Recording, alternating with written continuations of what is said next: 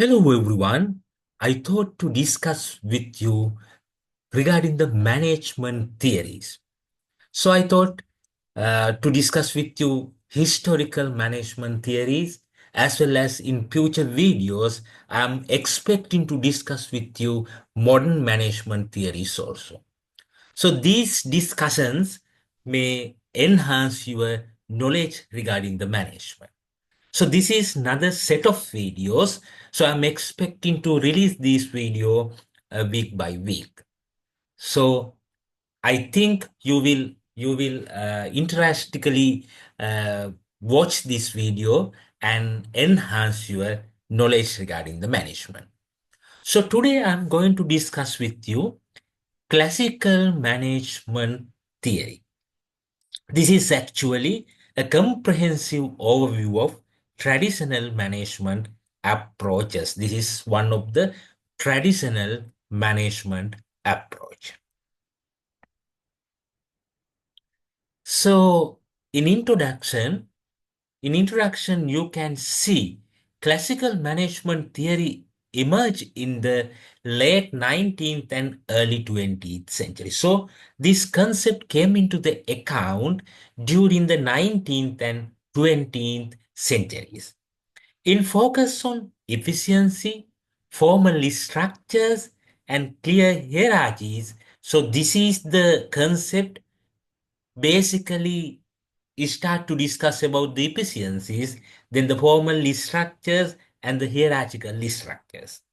The approach is based on the approach is based on rational decision making and systematic progress.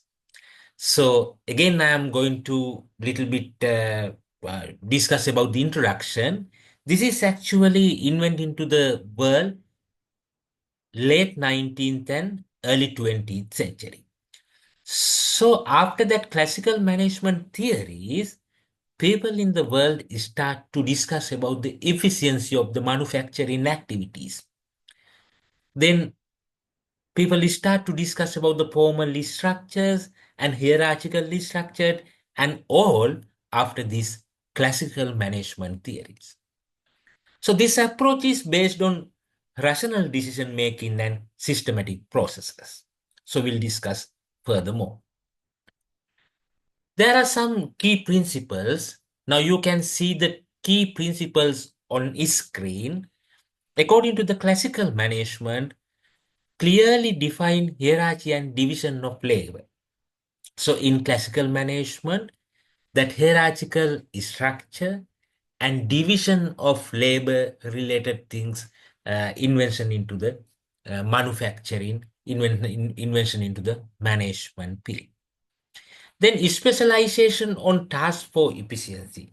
So by considering the efficiency, the focus in the efficiency, specialize the task. So it's actually came into the current scenario also. Job specialization nowadays we are talking about that. So job specialization came based on the classical management theory. Then centralized decision making, formal rules and standard operating procedures, according to the lean manufacturing. Now we talk about standard worksheet and everything. So it's also started from the classical management theory, because according to the classical management theory, it should be standard operating procedures. Then emphasis on productivity and organizational goals. So vision, mission, objective, all things set up into the organizations based on the classical management theory. So these are the key principles of classical management theory. Then under the classical management approach, there are main three approaches. First one is scientific management. So I'm expecting to discuss regarding the scientific management in a different video also. So it's introduced by Pedrick Taylor. According to the scientific management, it's focused on work efficiency through task specialization. So scientific management focuses on work efficiency through task specialization. Then the second approach is administrative management. Actually, it's introduced by Henry Fayol, emphasizes management functions and principles. So, administrative management emphasizes the management functions and principles. Then, bureaucratic management, it's introduced by Max Weber, advocate structure, hierarchy, rules and regulations, that everything came into this classical management approach because of that Max Weber introduction of bureaucratic management. So there are mainly three things under the classical management, three approaches: scientific management, administrative management, and bureaucratic management.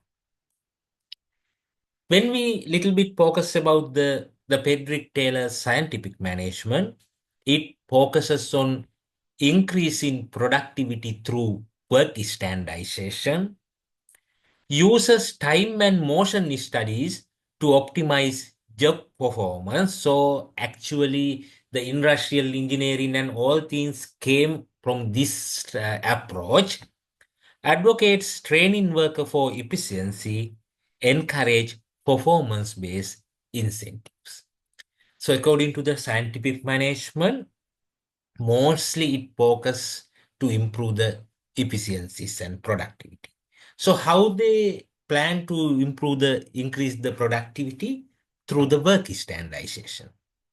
Then the timing related matters, motion studies, job performance optimizations, all things came under the scientific management. So they actually thought that well-trained people can achieve more efficiency. So because of that, employee training related activities also came under the scientific management. And also nowadays, it is very famous that production incentive mechanism based on the performance, it's also start from the scientific management approach. Then, when we little bit talk about administrative management, it's introduced by Henry Fair. Identify five main management functions. So, what are the five main management functions? Planning, organizing, commanding, coordinating, and controlling. That five management functions came into the account based on the administrative management. Then introduce 14 principles of management, including division of work, authority, unity of command, and centralization, centralized decision making. All aspects came into the management based on that administrative management concept. Emphasis organizational structure and leadership. So those are the things introduced by Henry Fayol under the administrative management. Then bureaucratic management, it's introduced by Max Weber. So there are four things we have to highlight. The first one, advocate is structured hierarchy and strict rules. So according to that bureaucratic management, in the organization, the hierarchical structure, how commands going on, then how reporting structure happen. That means who are the superiors, who are the subordinates, that is structure, everything came into the account because of that bureaucratic management.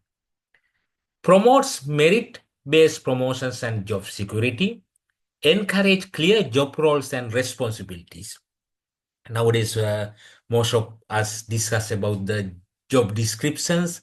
That's start from here because it's give the clear job roles and responsibility. Aim to reduce favoritism and increase efficiency. So these are the main points which we have to discuss under the bureaucratic management. So there are some advantages in classical management theories. I included five advantages in here. The first one, increase efficiency through structured process. That is very much important advantage. So uh, when follow the classical management theories, definitely it will support to increase the efficiency through structured process. clearly defines roles and responsibilities. So each one in the organization, they have clearly defined role and clearly defined responsibilities. That is also very important. Then no conflict, everyone responsible for the allocated task. So they have to work based on that rules and guidelines. Standardized task for consistency. So consistency also there because of that standardizations. The every time the whatever the task, whatever the process, the people have to do in the same manner. Then provide a strong organizational framework because of that hierarchical structure, the process oriented, then roles and responsibilities defined. So all these things provide a strong organizational framework and also enhances productivity with clear goals and incentives. So these are the main advantages of classical management theories. Now, there are some limitations also. So limitations also included in here.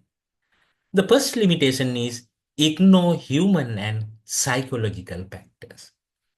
When discussed about the classical management, efficiency enhancement, job role, SOPs. So everything miss one factor, the human factor, and that psychological related matters. So that is one of the limitation. Then second one, overemphasis hierarchy and rigidity. So it is little bit less flexibility. There are defined hierarchy. So because of that, it creates some rigidity. So this is some, it will create some difficulties in a different situation. Then lacks flexibility in dynamic business environments can lead to employee dissatisfaction due to strict rule, then not suited for modern knowledge-based industries. So currently, the most of the place we are going to knowledge-based systems. So this is not good for the knowledge-based system. So these are the highlighted limitations. So conclusion is classical management theory laid the foundation for modern management practices. Even though it has limitations, we have to we have to understand classical management theory laid the foundation for modern management practices. It remains relevant in structured organizations but need adaptation for today's workforce. Okay, so there should be structure according to the classical management theories, but organization want to adapt into the current scenario.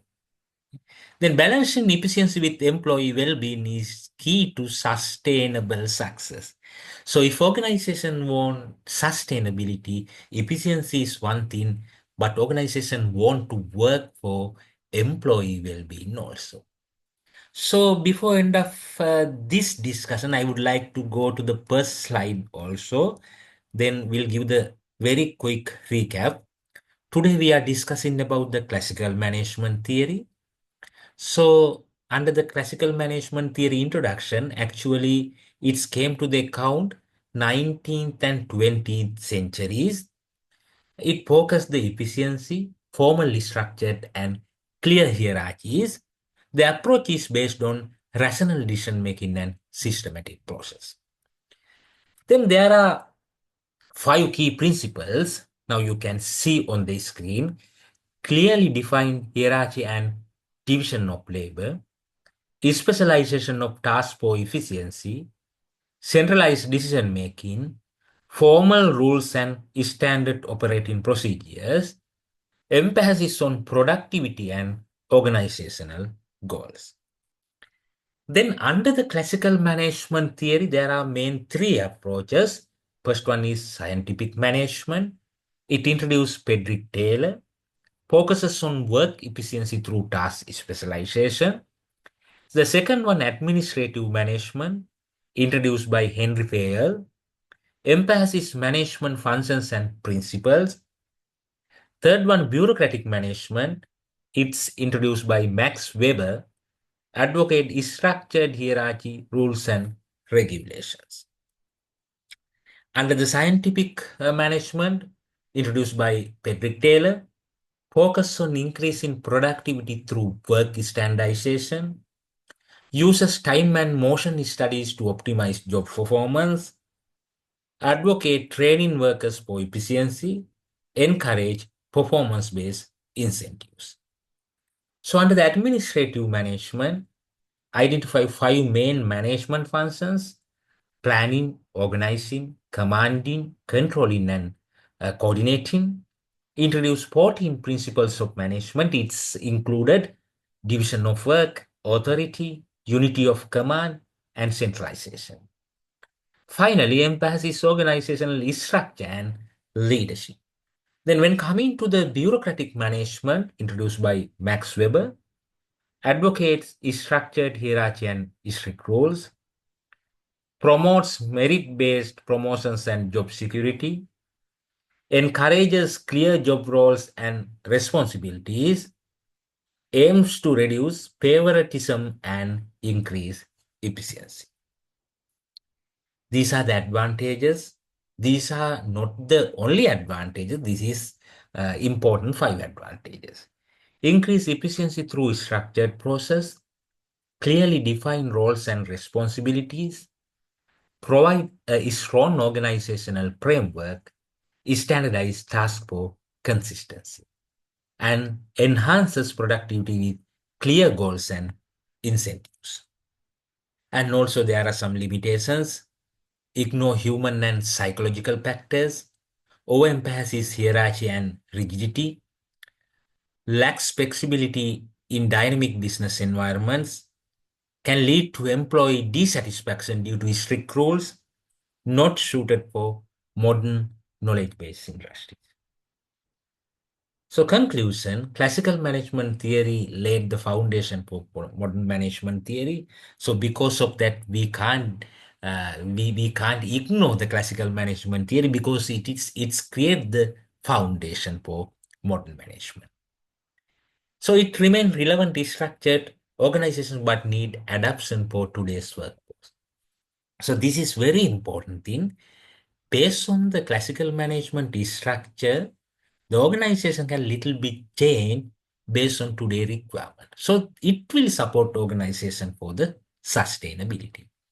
Then the next thing is when talk about efficiency, productivity, that kind of operation related things, organization want to think about the employee well-being also. So it will support organization to create proper relationship with employee and it's lead the long-term sustainability.